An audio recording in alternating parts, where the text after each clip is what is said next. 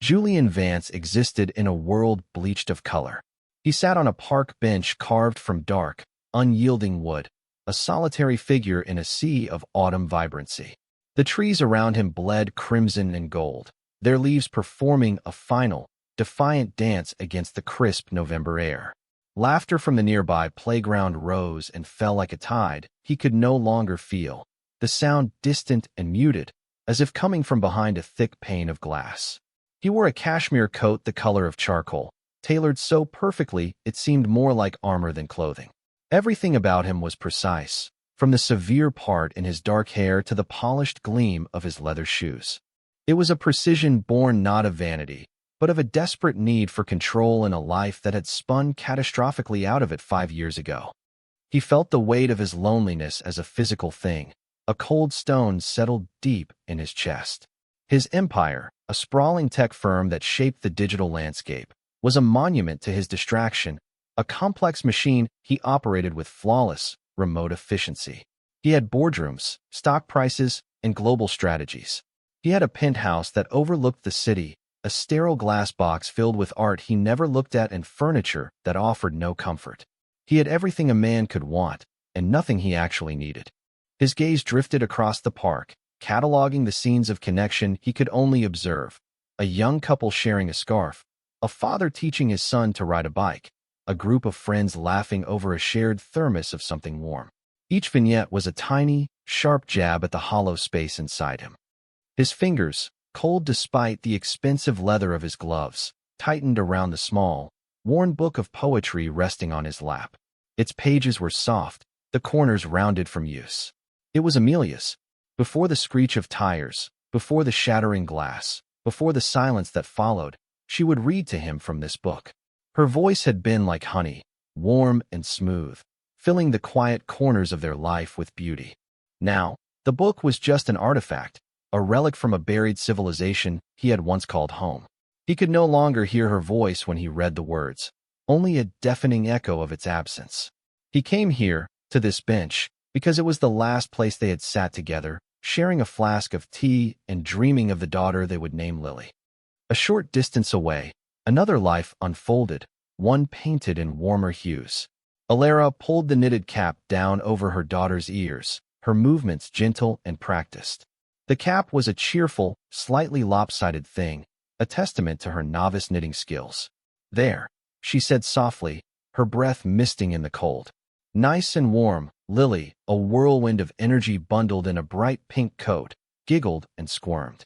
Her world was a kaleidoscope of simple wonders. The crunch of a perfect leaf under her boot, the startling red of a ladybug on a railing, the taste of the apple slices her mother kept in a small container. Elara watched her daughter with a love so fierce it was almost painful. They were a team, a tiny island in the vast, indifferent city. Her husband, Michael, had been a soldier, a man whose heart was as big as the sky he so often flew through. He had left them with a box of medals, a folded flag, and a lifetime of love packed into a few short years. The grief was a constant companion, but it was a quiet one, softened by the daily demands of raising a child on a waitress's salary. There was no time for the indulgent solitude Julian practiced. There were bills to pay, scraped knees to kiss, and stories to be read.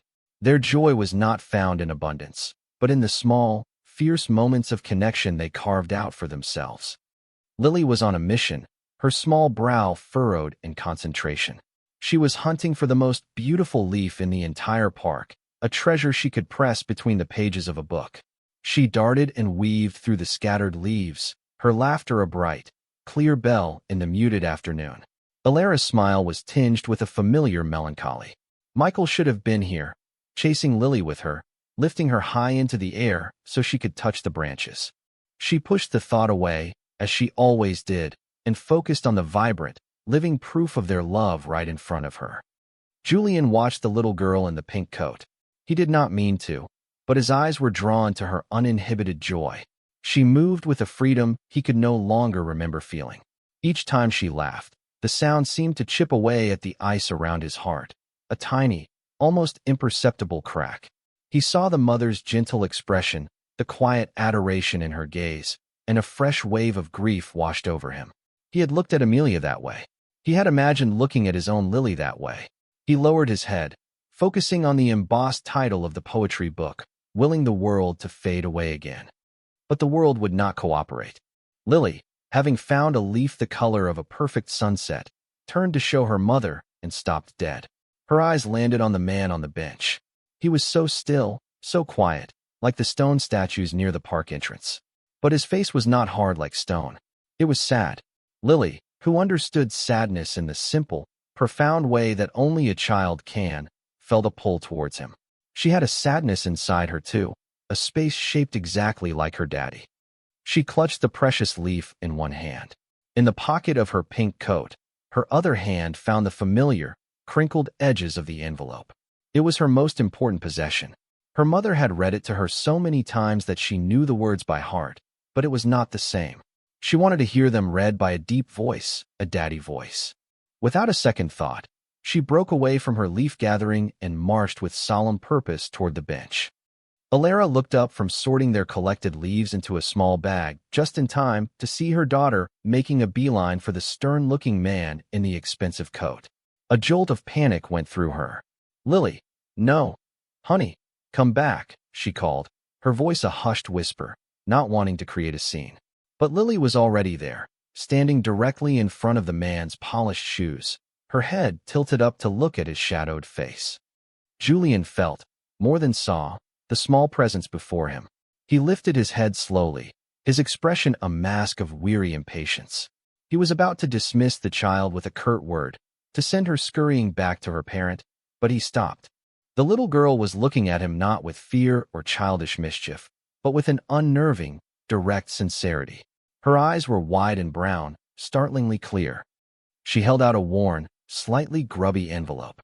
Her voice, when she spoke, was small but steady, carrying across the small space between them with perfect clarity. "Mister, can you read this letter to me?" It was the last thing Daddy wrote. The question struck Julian with the force of a physical blow. It was so simple, so innocent, yet it dismantled his defenses completely. The carefully constructed walls of his isolation crumbled, leaving him exposed and raw. He stared at the envelope in her small, mittened hand, and then at her earnest face. For a moment, the world tilted, and he saw a ghost of another Lily, a Lily he had never met, standing in her place. Elara finally reached them, her face flushed with apology. "I am so sorry, sir," she said, her hand gently taking Lily's shoulder. "Lily, you must not bother people. Come on." She tried to pull her daughter away, her heart pounding with embarrassment.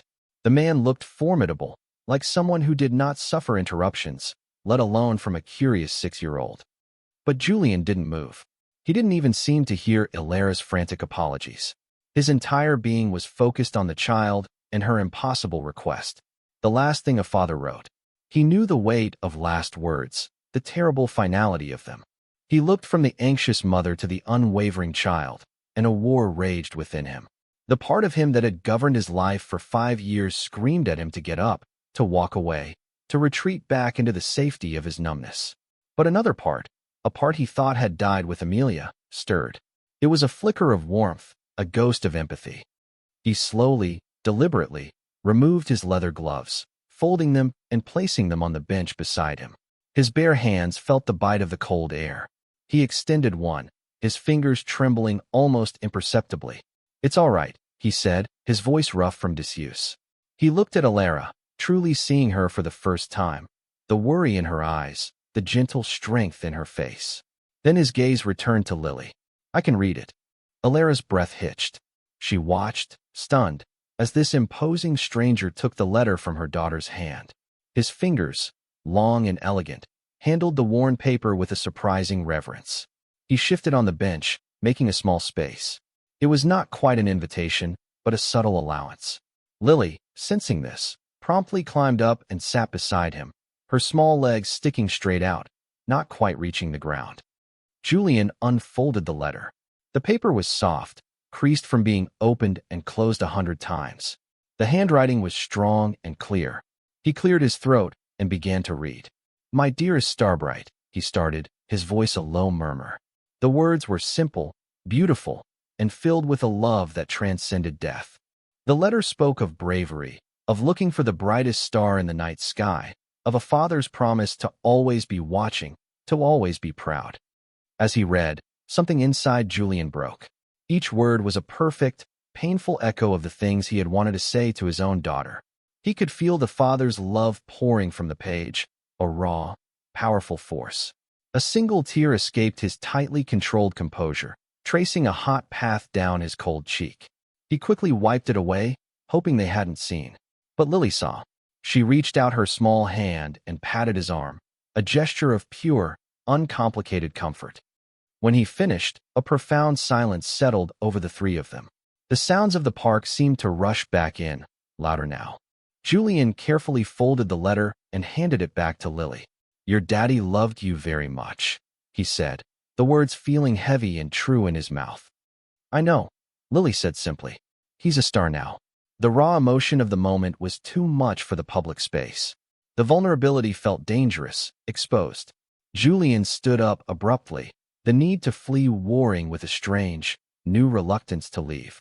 He looked at Elara, whose own eyes were shimmering with unshed tears. He began, but he didn't know what to say. An apology? An explanation? Instead, an impulsive idea, utterly foreign to his nature, surfaced. "It's cold out here," he said, his tone more formal than he intended. "There is a cafe just across the street. Would you let me buy you both a hot chocolate?" Elara was taken aback. She looked at this man, this stranger who had just shared an intensely private moment with them. There was a deep, aching sadness in his eyes that she recognized. It was a mirror of her own, but older, sharper.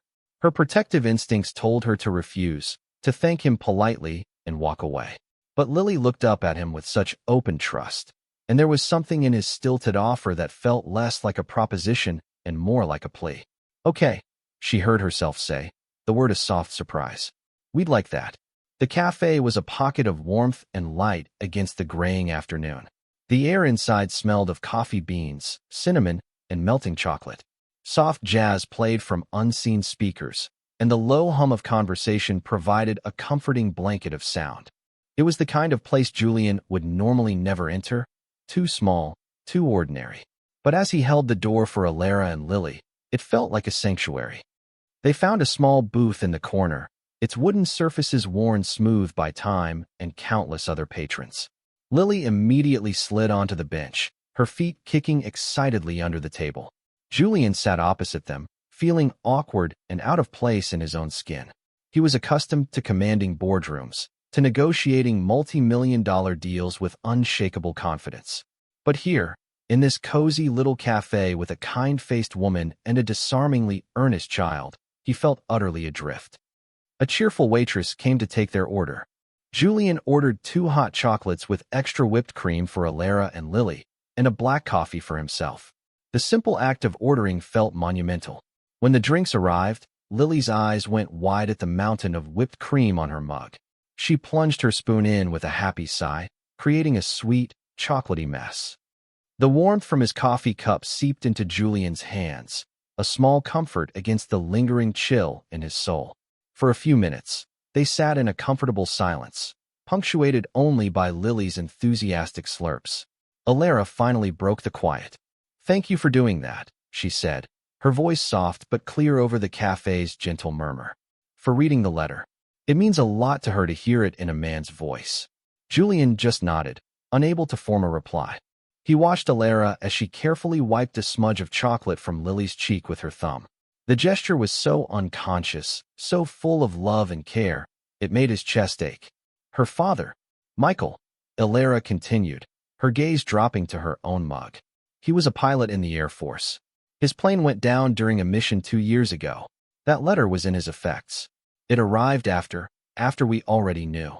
She spoke without self-pity, her tone matter-of-fact, but her eyes held the deep, quiet sorrow of a loss that had been fully integrated into the fabric of her being.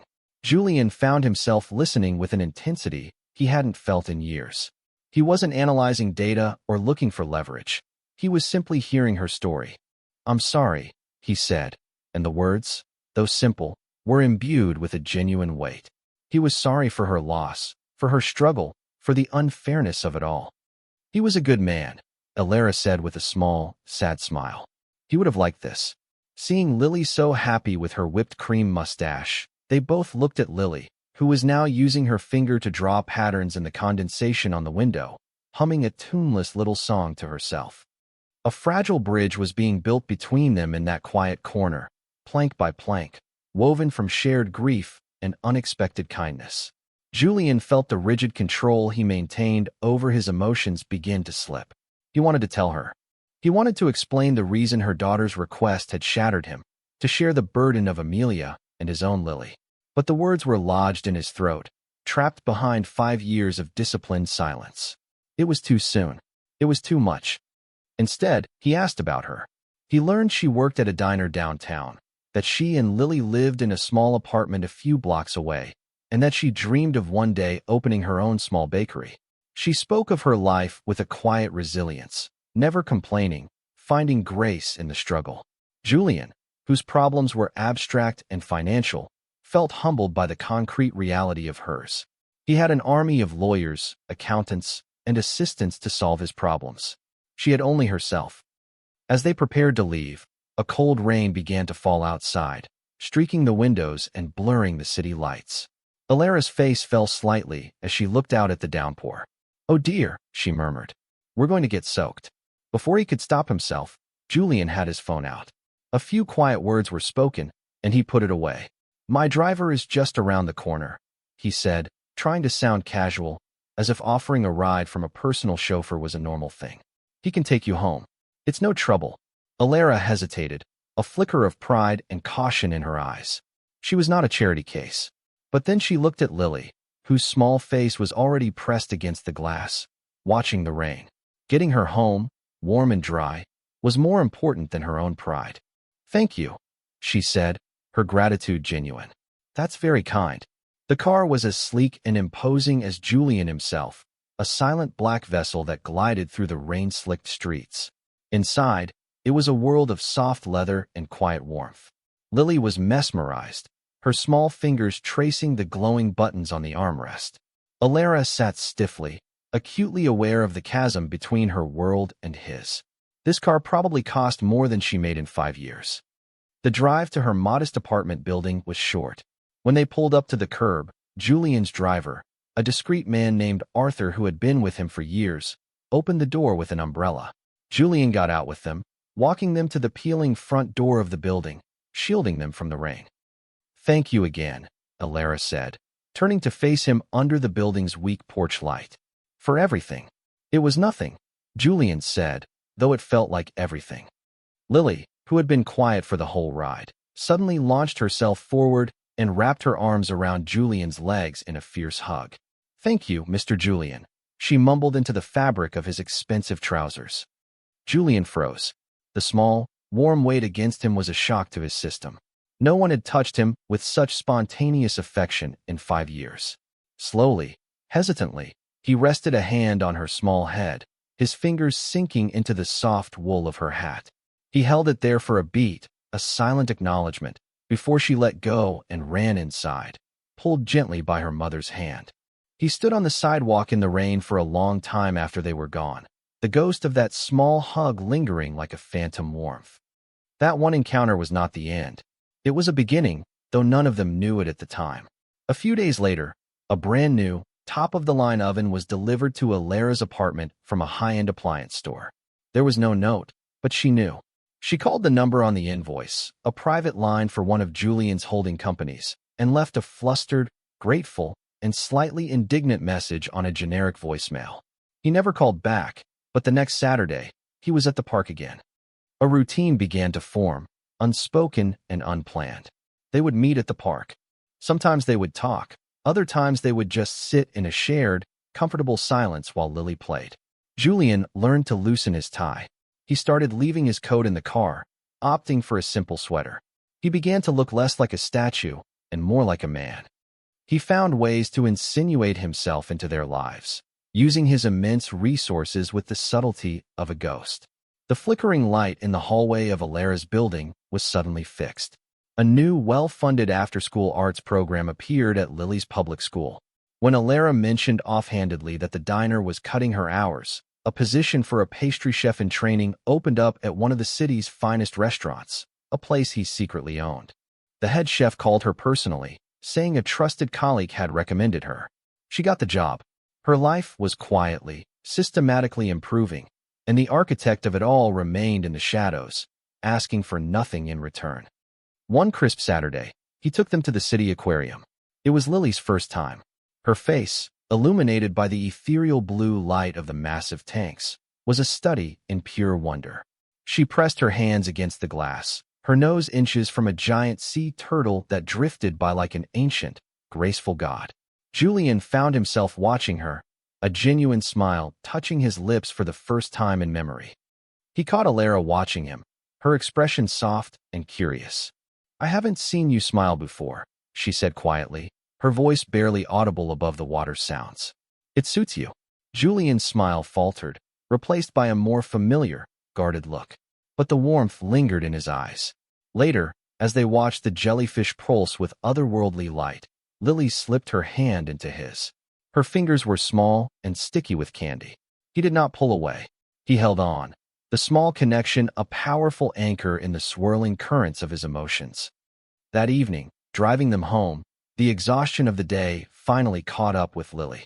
She fell asleep in the back seat, her head pillowed on Elara's lap, her breathing soft and even. The car moved silently through the glittering city, the world outside a blur of neon and darkness. The intimacy of the quiet, enclosed space felt profound. "Julian," Elara began, her voice tentative. She had started using his first name a few weeks ago, the formality of "sir" feeling more and more absurd. "I know it's you. The oven, my job, all of it. I don't know why you're doing it, but thank you. You're changing our lives." The directness of her statement left him with nowhere to hide.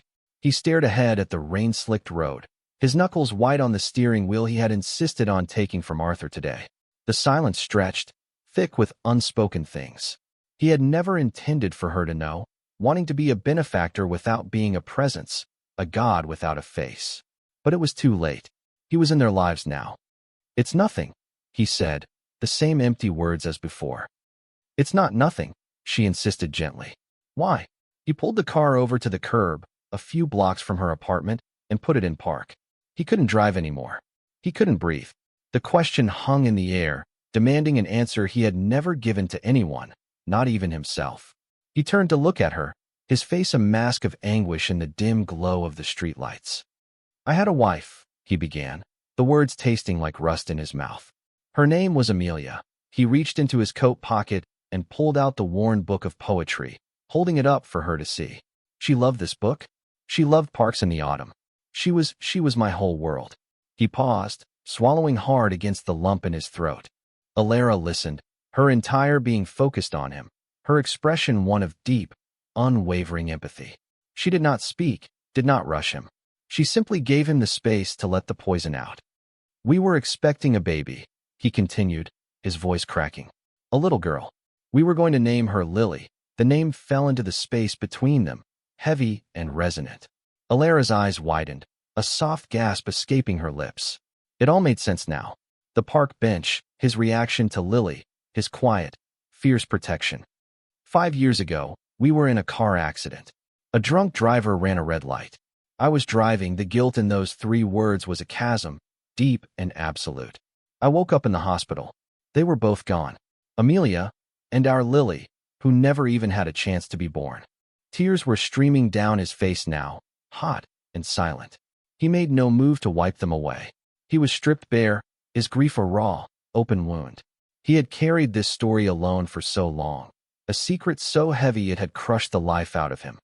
Elara reached across the console, her hand covering his. Her touch was warm, steady, a lifeline in the darkness. "It wasn't your fault, Julian," she whispered, her voice thick with emotion. "I should have protected them," he choked out. "That's all a man is supposed to do. Protect his family. And I failed." "You didn't fail," she said, her grip tightening. "You survived. And you are a good man. Look at what you've done for us. You're still protecting people." He looked at their joined hands, then up at her face, seeing not pity, but a profound and gentle understanding. He saw his own pain reflected in her eyes, but in her, it was tempered with a resilience he lacked. In that moment, he felt a shift deep within him. The crushing weight of his grief did not disappear, but for the first time, it felt like something he might not have to carry alone. He had confessed his greatest failure, his deepest shame, and she had not turned away. She had reached for him. Lily stirred in the back seat, mumbling in her sleep, and the spell was broken. Julian took a shaky breath, pulling himself together. He drove the rest of the way to her apartment in silence, but it was a different kind of silence. It was not empty. It was filled with the weight of his confession and the grace of her acceptance. It was the start of a true healing. After that night, the pretense fell away. Julian stopped being a mysterious benefactor and started being a part of their lives. He had dinner at their small apartment, sitting at a wobbly kitchen table and eating Elara's simple, delicious cooking. He helped Lily with her homework, his brow furrowed in concentration as he tried to remember third-grade math. He learned the rhythm of their days, the small rituals that made their house a home. The cavernous penthouse he lived in began to feel more and more like a prison. His life there was gray and silent. Life with Elara and Lily was a riot of color and sound. Lily took to calling him "my Julian," a term of ownership that made his heart clench with a feeling that was equal parts joy and terror. One afternoon, while he was reading her a story, Lily put her hand over the page to stop him. She looked up at him with her serious, soulful eyes. "My daddy is a star," she said. "And my mommy is here." She patted her own chest. "But I don't have a daddy here." She looked at him, her meaning perfectly clear, her question hanging in the air without being spoken. Julian's breath caught. He looked over at Elara, who was watching from the kitchen doorway, her expression unreadable. This was what he was terrified of. He was an imposter, a placeholder for a man he could never be. And yet, the desire to be exactly that, to be a daddy here for this incredible little girl, was a fierce, desperate ache inside him. He didn't answer Lily's unspoken question, but he reached out and tucked a stray piece of hair behind her ear, a gesture more eloquent than any words. The true test came a few weeks later. His company was hosting its annual charity gala, a lavish affair that was the pinnacle of the city's social calendar. In previous years, he had made a brief, perfunctory appearance and left. This year, an idea took root, a bold, terrifying impulse to merge his two worlds. He wanted Elara there, by his side. He asked her one evening, his voice stilted and formal. He presented it as a favor, a need for a date, so he wouldn't have to fend off the usual sycophants. But they both knew it was more than that. It was a statement. Elara, to his surprise, agreed. A flicker of excitement lit her eyes. She had never been to anything so grand. Julian spared no expense. A designer he knew created a gown for her, a stunning creation of deep emerald silk that shimmered like water and made her eyes shine. He sent a hairstylist and a makeup artist to her apartment. When he arrived to pick her up, he was rendered speechless. She was radiant, an ethereal vision of grace and beauty. She looked every bit as elegant as any woman in that ballroom, if not more so, because her beauty shone from within. The gala was held in the grand ballroom of the city's most historic hotel. Crystal chandeliers dripped from the ceiling like frozen waterfalls, casting a glittering light over the city's elite. The air buzzed with champagne, clipped conversation, and the soft strains of a string quartet. At first, Julian felt a surge of pride as he walked in with Elara on his arm. Heads turned. People whispered. He held her hand, anchoring himself to her warmth in the cold, glittering room. For a while, it was perfect. They danced, and for the first time, he held her close, her body fitting against his as if it were made to be there. He felt the rhythm of her breathing, smelled the faint scent of jasmine in her hair. He felt a profound sense of rightness, of peace. He could see a future in that moment, a life filled with this warmth, this connection. But the ghosts of his past were not so easily banished. A woman approached them, an old family friend of his and Amelia's, her face a carefully constructed mask of polite concern. "Julian, darling," she cooed, her eyes flicking dismissively over Elara. "It is so good to see you looking well. Amelia would be so happy to see you moving on." She paused, letting the name hang in the air like a poisoned dart. "Though it all seems rather sudden, doesn't it? It feels like only yesterday we were at your wedding." The words, though coated in false sympathy, were a brutal blow. Suddenly, Julian was no longer in the ballroom. He was back in the darkness, the guilt and grief a suffocating shroud. He looked at Elara, so beautiful in her borrowed dress, and all he could see was a betrayal. He felt the weight of 100 pairs of eyes on him, judging him, condemning him for daring to be happy again. He was replacing Amelia. He was erasing her. The old, familiar panic seized him, cold and absolute. His posture stiffened. The warmth drained from his face, replaced by the icy mask he had worn for 5 years. He dropped Elara's hand as if it had burned him. He murmured a curt excuse to the woman and turned away, leaving Elara standing alone and exposed in the center of the room.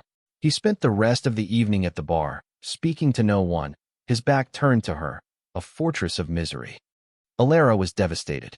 The shift in him had been so sudden, so complete. One moment, he was looking at her with a warmth that made her soul sing. The next, he was a stranger, colder and more distant than the day they first met.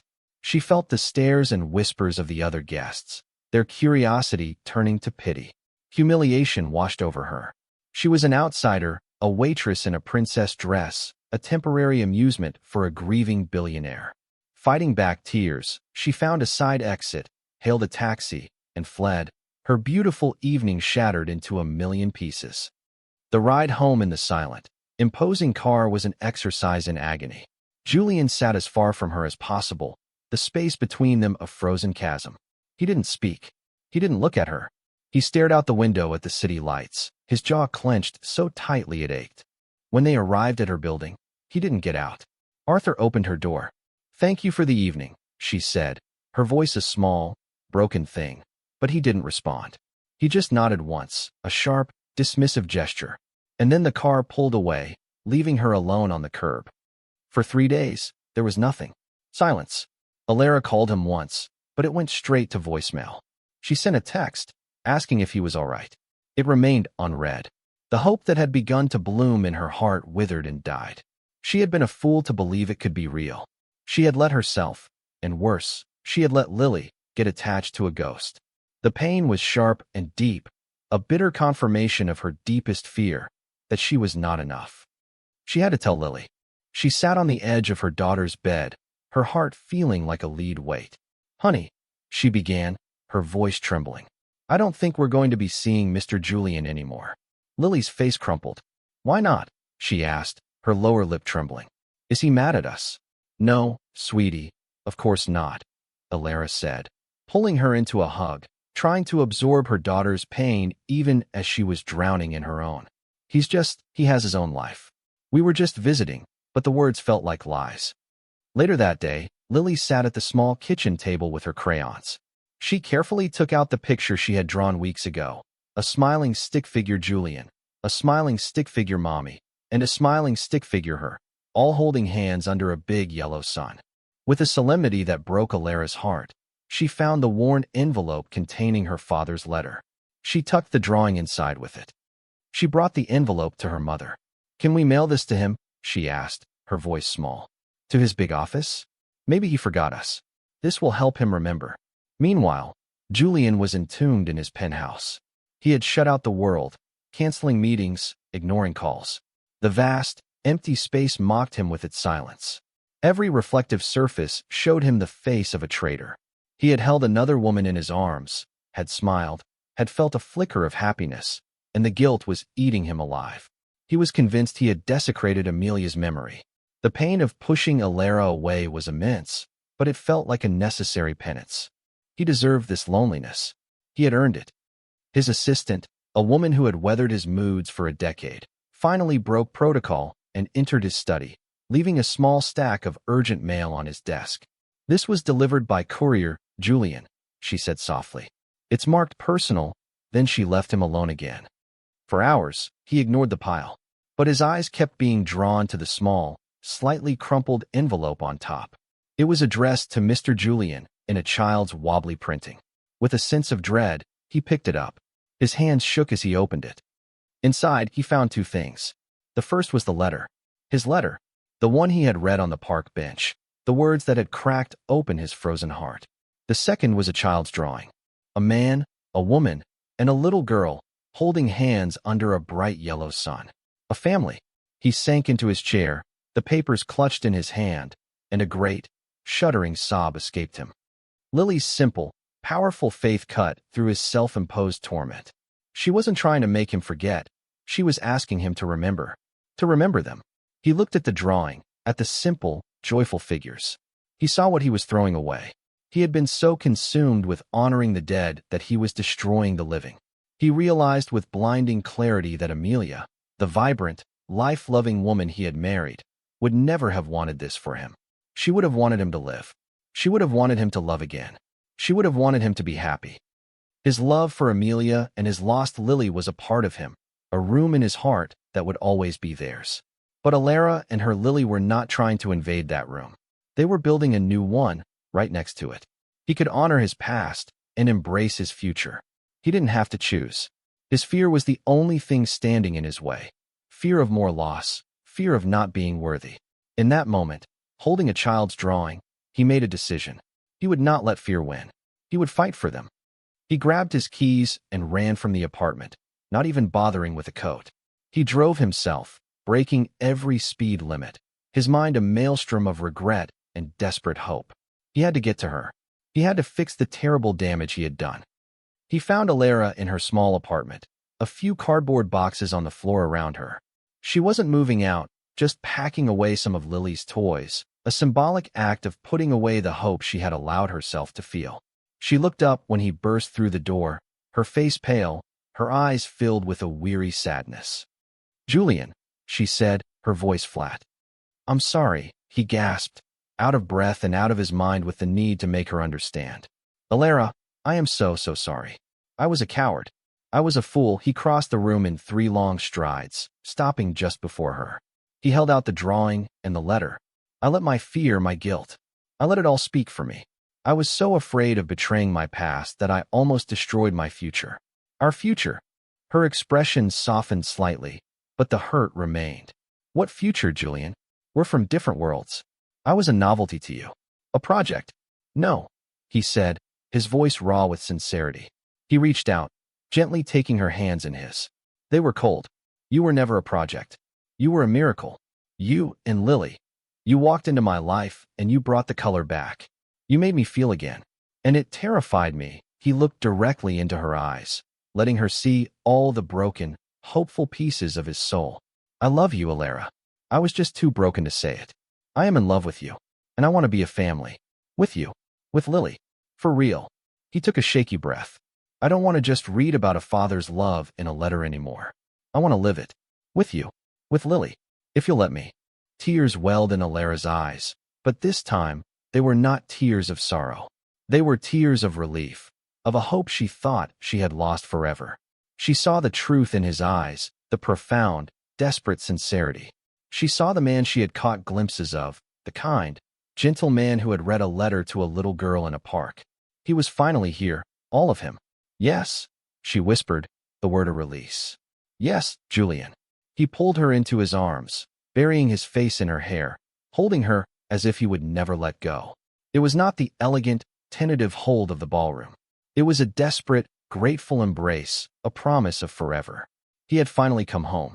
A year later, the park was once again ablaze with the colors of autumn. The air was crisp, the sky a brilliant, cloudless blue.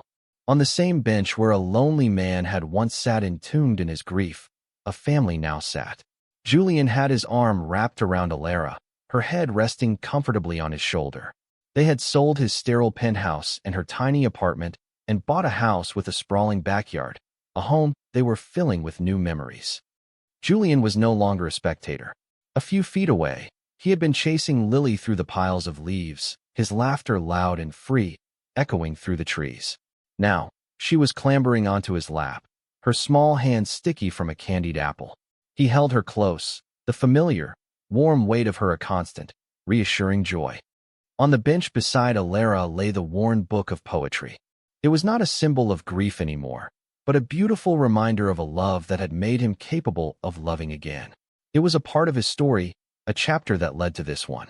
He picked it up, but instead of opening it, he simply held it for a moment, a silent, grateful acknowledgement to Amelia. Then he set it aside and picked up the well-loved copy of a children's book about a runaway bunny that Lily adored. "Read it," Julian, Lily demanded, snuggling into his chest. He began to read, his voice deep and steady, no longer rough from disuse, but warm from daily use. Elara listened, her heart full to bursting. She looked at this man, her husband, and this child, their daughter, and she felt a sense of peace so profound it was almost dizzying. They were a tapestry woven from threads of loss, kindness, and improbable hope. That first day, a little girl had asked a lonely millionaire to read her a letter. She had been looking for her father's voice. What she had found, what they had all found on that bench, was so much more. They had found each other. They had found their way home.